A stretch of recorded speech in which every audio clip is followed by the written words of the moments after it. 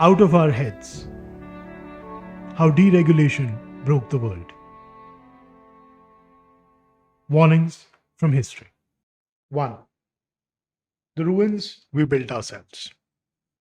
There is a particular kind of ruin that does not look like a ruin. It has glass towers. It has functioning airports. Its supermarkets are full. Its traffic lights work. Its broadband is fast. But walk through the former industrial town 20 miles from the capital. The one that had a furnace, or a mill, or a dockyard, and you will feel it. The silence where a community used to be. The bedding shops and the food banks where the factory gates stood. The generation that came of age into nothing and understood, without being able to articulate why, that the world had been arranged against them. We did not inherit this silence. We built it deliberately through a series of choices made over 4 decades in the name of freedom by people who would not have to live with the consequences, for they lived in ivory towers far, far away. This is the story of deregulation, not merely as economic policy, but as a civilizational act. And it is a story that has a history. To those who care to read it, the story has been told before. Every civilization that has surrendered its institutional constraints in pursuit of immediate gain has eventually faced the reckoning. Ours is no different. To understand what was lost, we have to understand what was built. And to understand what was built, we have to go back, not to the boardrooms of the 1980s, but to the smoking fields of 1945. And the frightened men who looked at the rubble of the old world and decided they would not repeat it. They built institutions. They built programs to ensure that the last person in the line could have a chance. They built the structure of welfare state so that there would be no more Mussolini and Hitler. There would be no more war. But boy, were they wrong. Look around you. There is a war on. This is the story of how we lost hope and idealism. This is a story of how economists ruined the world. 2. The Compact. What was built in the ruins. In the summer of 1944, an year before the war's end was certain, the finance ministers and central bankers of 44 nations gathered in a hotel in the mountains of New Hampshire. They had come to design the world economy that would follow the war that was still on, the war that was not yet over. But they had come to design this world economy in the hope that they one day will be the victors and will have one chance to ensure that the madness of the last 5 years does not engulf the world again. These were men who lived through the Great Depression. They'd seen what unregulated capital flows could do, how speculative money moved like a tide, pulling currencies down, funding dictators, starving democracies of the investment they needed to survive. They'd seen in Germany and Italy and Spain what happened to democracies when their economies collapsed and their people were offered the consolations of nationalism and scapegoating. They were not idealists. They were terrified pragmatists. And the agreement they reached at Bretton Woods was essentially a single proposition. Capital must serve society, not the other way around. The architecture they built was unglamorous and complicated. Fixed exchange rates anchored to gold and the dollar, capital controls that prevented money from fleeing countries in distress, an international monetary fund designed to stabilize economies, not discipline them. national governments free to invest, to build welfare states, to maintain full employment, because the system was designed to give them the space to do so. In parallel, across the industrialized world, a domestic compact was taking shape. Unions bargaining aggressively for wages, governments building housing, expanding education, creating health systems, progressive taxation redistributing the gains from growth, and crucially, a culture within business itself that understood its obligation to its workforce, its community, and its future. What followed in the 30 years, the French call the Glorious 30. It was historically extraordinary. Productivity and wages grew together. Inequality fell. The material life of ordinary working people in Western Europe and North America improved in ways that would have seemed miraculous to their grandparents. And beneath the statistics, something more important was happening. Trust. A broad sense that the system, however imperfect, was delivering for most people and could be made to deliver more. Trust that citizens had on their governments. Trust that built the foundation of a democratic world. But compacts are not self-sustaining. They are maintained by institutions, by political will, and by the continued absence of a more attractive alternative. By the early 1970s, all three were under strain. The oil shocks of 1973 revealed a fragility in the Keynesian model. Inflation and unemployment rose together, a combination the textbooks said was impossible. The fixed exchange rate system had already collapsed in 1971, when Nixon unilaterally severed the dollar's link to gold. The Bretton Woods architecture was gone, and into the space it left a different set of ideas. 3. The first warning: Rome and the dissolution of constraint. Before we follow the ideologues into the 1980s, history demands that we pause. Because the story of a system of constraints being dismantled in the name of freedom and growth, and then discovering too late what those constraints were for, is not new. It is in some form the story of every civilization that has reached its apex and begun its descent. Consider Rome. The Roman Republic had, for 5 centuries, maintained a system of checks that were genuinely remarkable for their time. The consulship divided executive power between 2 men who could veto each other. The tribunes could block legislation injurious to the plebs, the people. The Senate operated on consensus. Land reform laws attempted, however imperfectly, to prevent the concentration of agricultural wealth that would make citizenship meaningless. These were not democratic institutions in any modern sense, but they were constraint-based institutions. They prevented any single interest, any general, any faction, any class from capturing the apparatus of state entirely.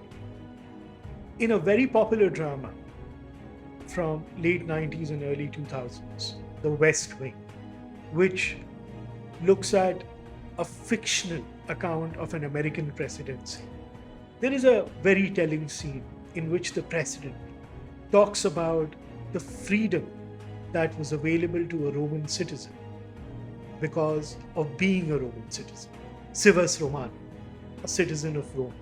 Citizenship, even though it was very much in its embryonic form, was one of the most important identities that could be made available to any person living in the world that the Romans lived in. But then what happened? What the late Republic experienced from Gracchi onwards was essentially an episode of deregulation. The constraints on land accumulation were removed or bypassed. The military began answering to individual commanders rather than the Senate.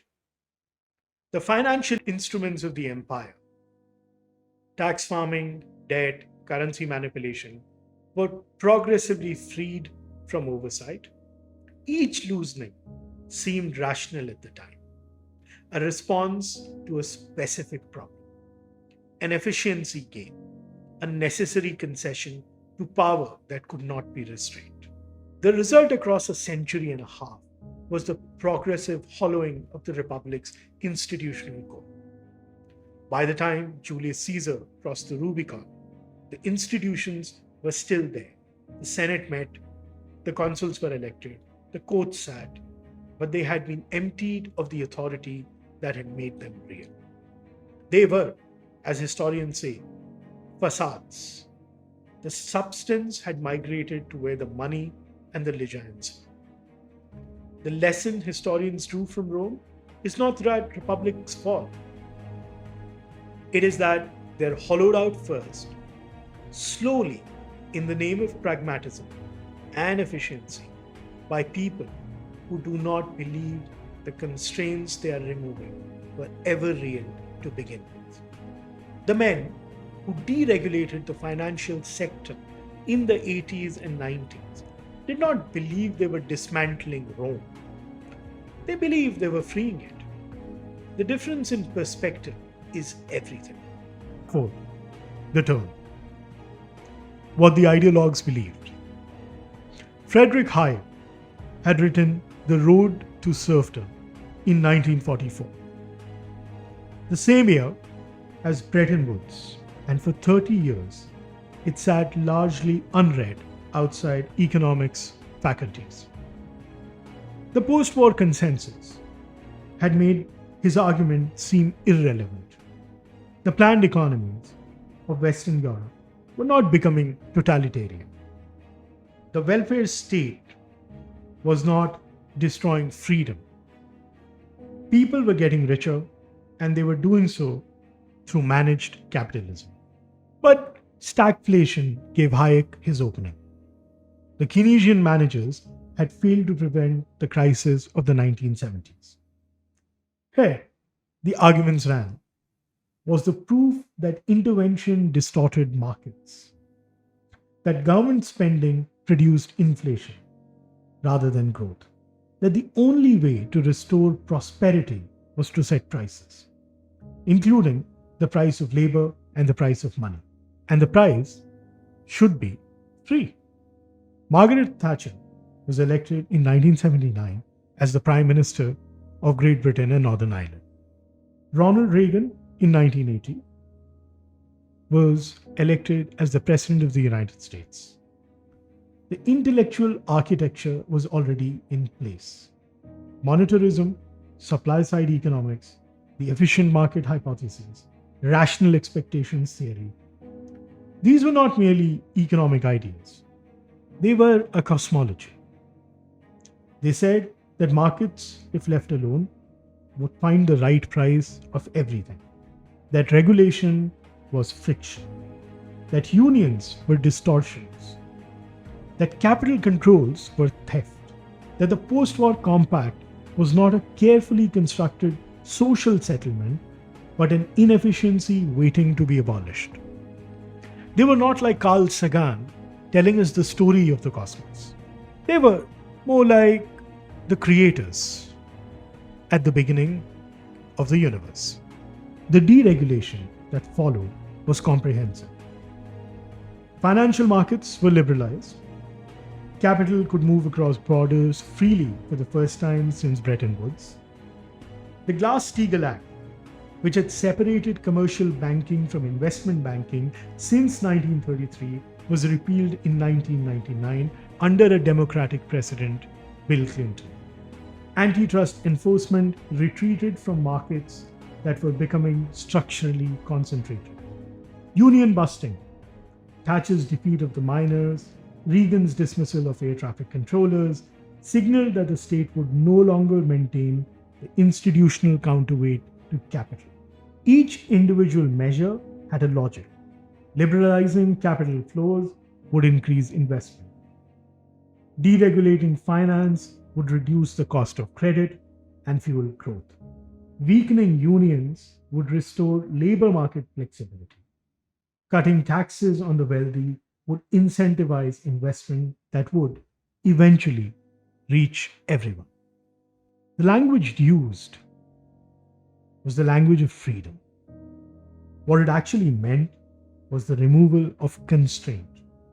And here, history had a second warning ready.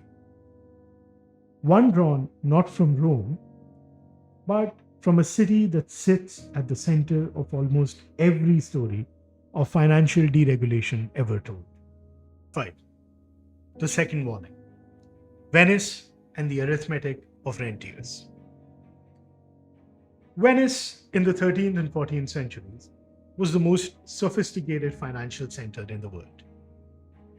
Its merchants had invented instruments of credit and risk sharing, the comenda, the bill of exchange, the marine insurance contract, that were the direct ancestors of modern finance. It was rich beyond the imagination of most of the European rulers it traded with. But Venice also had something unusual for its time: constraints. The Great Council, the Council of Ten, the complex interlocking system of committees and ballots and term limits that the Venetians called their constitution. All were designed consciously and explicitly to prevent any single family or faction from monopolizing the city's commercial apparatus. The wealth of Venice was collective. Its institutions were designed to keep it that way. What happened in the 14th and 15th centuries is a subject of historical debate. But the broad outline is clear. As some families grew very rich and others did not, the institutional constraints began to work against the interests of the powerful. The most successful merchants found the rules inconvenient. They began gradually to capture the institutions rather than be constrained by them. The economist Darren Acemoglu and historian James Robinson write about what they call the Venetian serrata, the closing, as one of history's most instructive examples of institutionalized decay. From roughly 1297 onwards, the merchant oligarchy progressively narrowed access to the Great Council, excluding new entrants from the wealth and power the Republic had generated. What had been an open, innovative economy gradually became a closed, rent-extracting one. The financial instruments that had made Venice great were increasingly turned not toward productive investment, but toward lending to rulers at interest, toward tax farming, toward the accumulation of passive income. The result, over 2 centuries, was stagnation. Venice did not collapse dramatically. It declined slowly, gracefully almost. Each generation slightly less dynamic than the last. The old palaces still beautiful, the old families still prominent, but the engine of creation that had made them powerful long since converted into a machine for preserving existing privilege. There is word for an economy that has converted from producing wealth to extracting it. The economists call it rent seeking. And it is precisely what the financialized economies of the late 20th century became. When the Glass-Steagall Act was repealed in 1999, the American financial sector was already generating roughly 15% of corporate profits. By 2007, on the eve of the crisis, it was generating 40%. The sector was not producing 40% of America's economic output. It was extracting 40% of its corporate surplus. The difference between production and extraction, that is this Venetian story, translated into the language of credit default swaps and collateralized debt obligations. Or as Nassim Nicholas Taleb put it, weapons of economic destruction. 6, 2008, and the ruin that did not look like a ruin. On the 15th of September 2008, Lehman Brothers filed for bankruptcy. It was, at the time, the largest bankruptcy in American history. Within days, the global financial system was in a state of near cardiac arrest. Credit markets had frozen. Banks would not lend to other banks. The Federal Reserve and the Treasury were improvising daily. They were improvising solutions to problems they had been told by the best economists in the world could not happen. The crisis had been building for decades. It was, in the most literal sense, the product of deregulation, of the repeat of constraints that had existed precisely because the men who designed them had lived through what unregulated finance could do. The complex instruments that brought the system down, the mortgage-backed securities, the collateralized debt obligations, the credit default swaps, could not have existed under the regulatory architecture of the 1960s.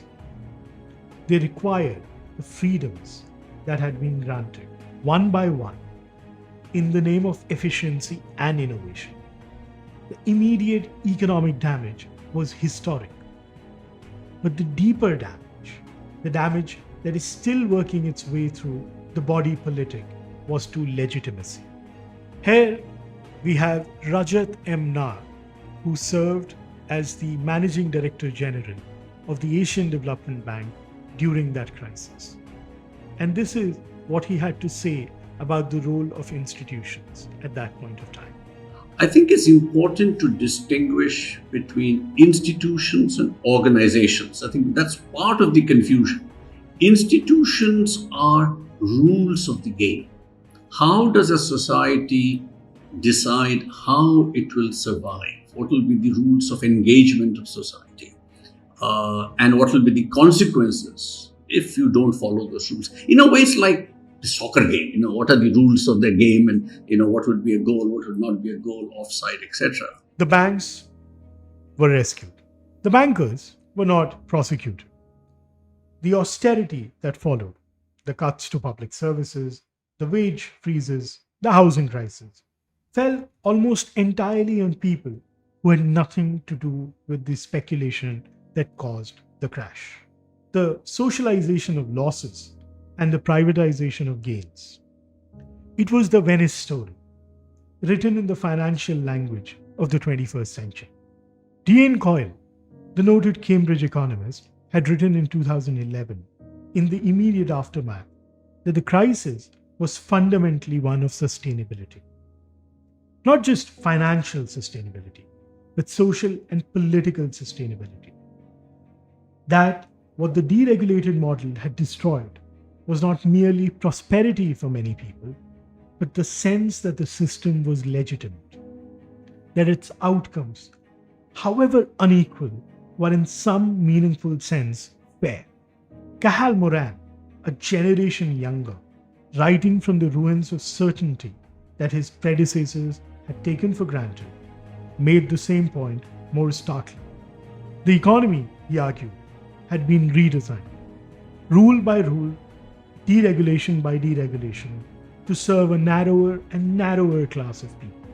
The meritocratic story that justified this, the idea that those who accumulated did so through superior effort and talent, was not a description of reality. It was an ideology. And ideologies, when they diverge far enough from lived experience, produce the kind of politics we are now living through. 7. The third warning. What history says comes next. The historian, looking at Rome after the Social War, or Venice after the Serrata, or the Dutch Republic after the Tulip Mania and the regent oligarchy, does not see a clean break, does not see a moment where the old world ended and the new one began. What they see is a long twilight, a period where the institutions still stand, the forms are observed, the language of the old compact is still used, but the substance has migrated elsewhere, where the words freedom and growth and efficiency have been evacuated of their original meaning and refilled with the interest of those who deployed them most successfully. That is where we are. The political ruptures of the last decade, Brexit, Trump, the rise of nationalist movements across Europe, the collapse of center parties that had governed for generations are not causes. Look at Japan. Technically, the same party has been ruling Japan since the war ended. But if you look at the party that is ruling today, it is fundamentally and systematically different from this party that was ruling Japan in 1980s and 1990s. The cover is same, but the content is entirely different. All of these are symptoms. They are symptoms of what happens when the gap between the official story of an economy and the lived experience of its people becomes wide enough that the official story loses its hold entirely. The dangerous moment. And here Rome is the most instructive precedent, is not the breakdown itself, it is the response to the breakdown. Because societies that have lost the institutional trust do not automatically rebuild it. More often, they reach for the strong man, the scapegoat, the promise of restored greatness through the targeting of an enemy. The institutions that might have mediated the crisis have been discredited along with the system that hollowed them out. This is something that we are seeing play out every day. Look at the fallout from the Epstein files. What the Epstein files tells you about the Western democracy is that nobody is ready to trust anybody. That the citizen distrusts the leaders distrust the economist distrusts everybody else. This is a free fall, and not of the kind that Tom Petty spoke about. This is not inevitable. History also offers the counterexamples. The New Deal, the post-war settlement itself, the moment in 1944 when the terrified pragmatists at Bretton Woods chose to build rather than to punish. In each case, the recovery required the same things: a willingness to reconstruct the constraints that had been removed, to accept that markets require institutional architecture in order to serve social purposes, and to extend the benefits of the system broadly enough that legitimacy could be rebuilt. But those moments of reconstruction required something that is currently in short supply: political leadership willing to tell the truth about what had happened and to accept the consequences of telling it. What the ruins know. In the valley of the Tiber River, south of the city, there are remains of Ostia Antica, the harbor city of Rome, buried by silt and time, preserved almost perfectly beneath the soil for 1500 years. You can walk its street today. You can stand in the forum, look up at the broken column bases, and understand from the scale of the place how extraordinary it must have been. What Ostia tells you, if you walk it slowly enough, is that collapse is not a single moment. The city was declining for 2 centuries before it was finally abandoned. Each generation found ways to adapt, to make do with less, to repurpose structures that had been built for a more ambitious age. The baths became storage rooms, the forum became a quarry, The mosaics survived because no one had the resources to replace them with something new. Deregulation did not break the world in a single afternoon. It broke it the way Austria was broken, slowly, by a series of individually reasonable seeming decisions, each of which made sense in isolation, and none of which adequately accounted for what was being destroyed. The warnings from history are not complicated. They are, in fact, almost monotonously consistent. Constrained institutions exist not to prevent growth, but to ensure that growth serves the many rather than the few, and that the system generating it remains legitimate in the eyes of those who live within it. When those institutions are removed, in the name of freedom, of efficiency, of getting out of the way of the natural workings of the market, the immediate result often looks like success. Productivity rises, finance booms, the numbers are very good.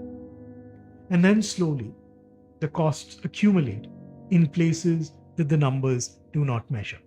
In the deindustrialized towns, in the housing markets where a generation cannot afford to put down roots, in the politics of people who've concluded correctly that the system is not working for them, and that the people who designed it have no interest in fixing it. The question of standing here among the ruins is not whether we have made the choices Rome made, or Venice made, or the Dutch Republic made. We have. The question is whether, unlike Rome and Venice and the Dutch Republic, are we capable of recognizing it in time, and whether the institutions we have left are still strong enough to do what the men at Bretton Woods did in 1944, when they looked at the rubble and decided to build something that would last. The question is, would we be facing 1939 or 1946? Thank you for watching.